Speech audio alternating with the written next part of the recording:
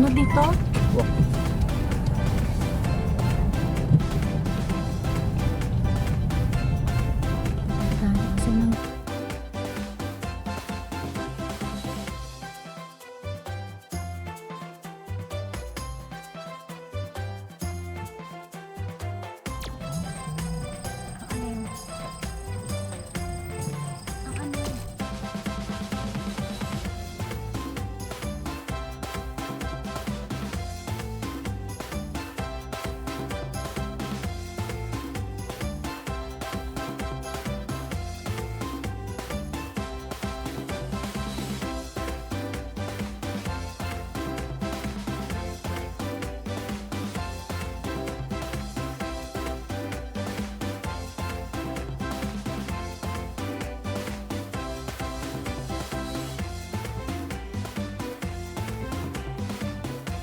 So, andito tayo ngayon sa public area ng provincial park na ito.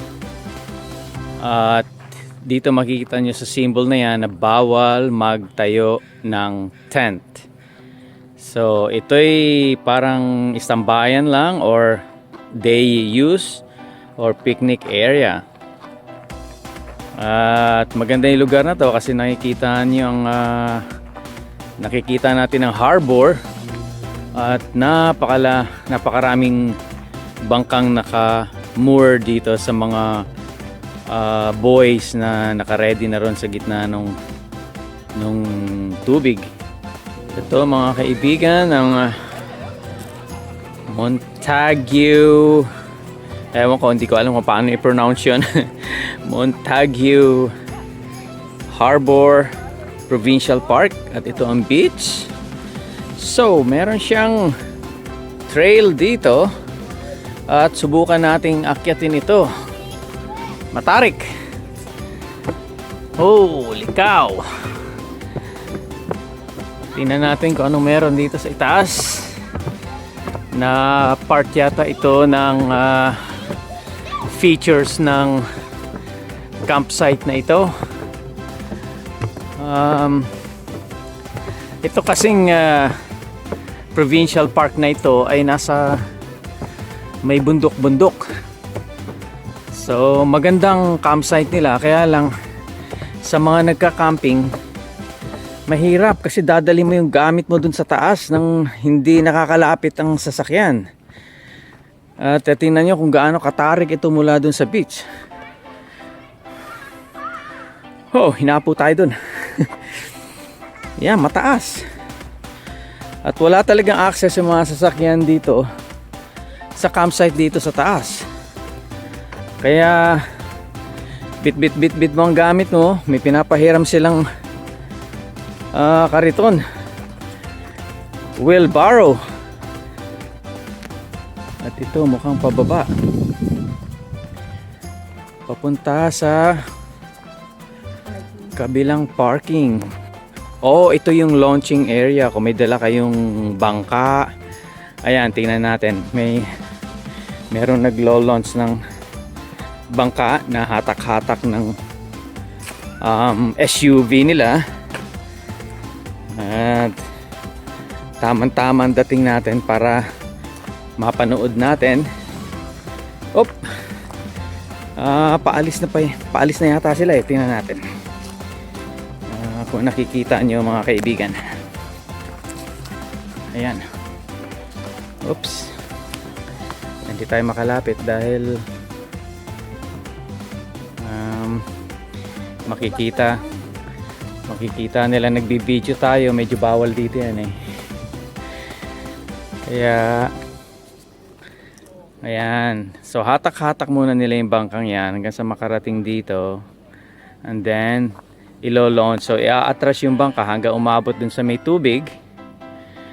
Minsan pati yung gulong na sasakyan nasa tubig na rin bago i-release yung bangka na yan. Okay, pinapatras pa lalo para talagang ang bangka ay nakalutang na sa tubig, then saka siya ihihiwalay.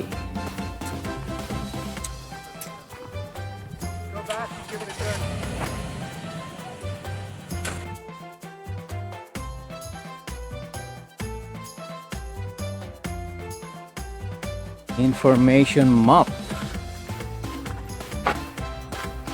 ng Harbour Marine Provincial Park. Narinig ko kanina ang pag-pronounce pala nito ay Montague. Ayan, kahit ako hindi ko alam, parang French.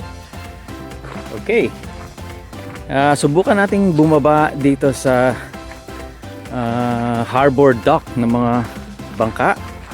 At ito yung pababa. Wow! Hagdan! Matarik, pero madali lang bumaba. Ang problema natin, pag-akyat mamaya. Okay. Napakagandang tanawin mga kaibigan. Tingnan nyo po. Wow! Okay, hanggang dito lang tayo. Baka ito ay isang private dock at hindi tayo nakarehistro dito. So napakaraming bangka rito. Wow, tingnan nyo. Diyan na lang sila sa loob ng bangka nila. At kung ano man ang mga basura nila, inaakyat dito. Kung gusto nilang mamili rin, nagdadak lang sila riyan at pumunta sa bayan para kumuha ng supply nila. Okay. Ngayon, babalik na tayo kasi sabi ko hindi tayo nakarehistro rito, baka masita tayo.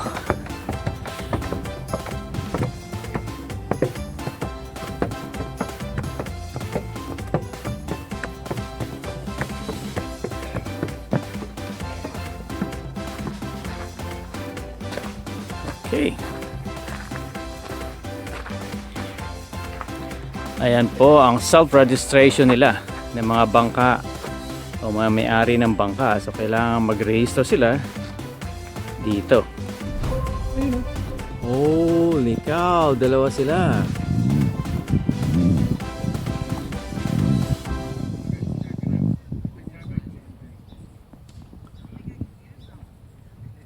Naku, baka may nakain na. Patay, kawawa na may dalawa.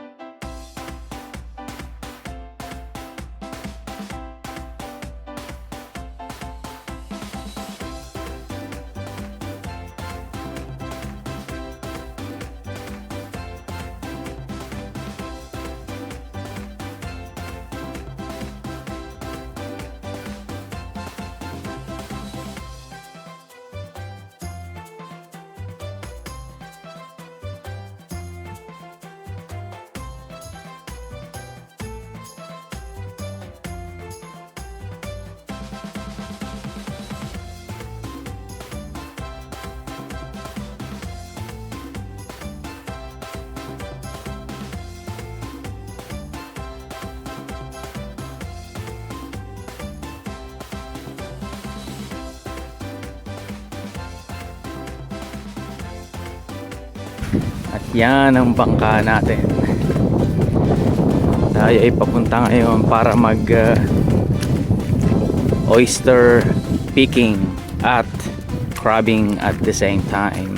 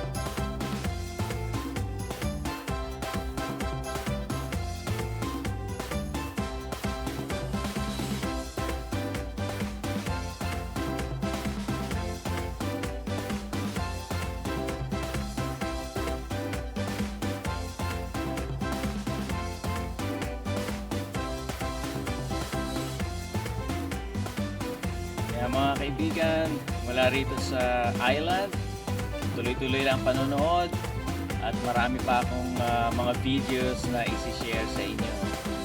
You stay safe. Bye-bye.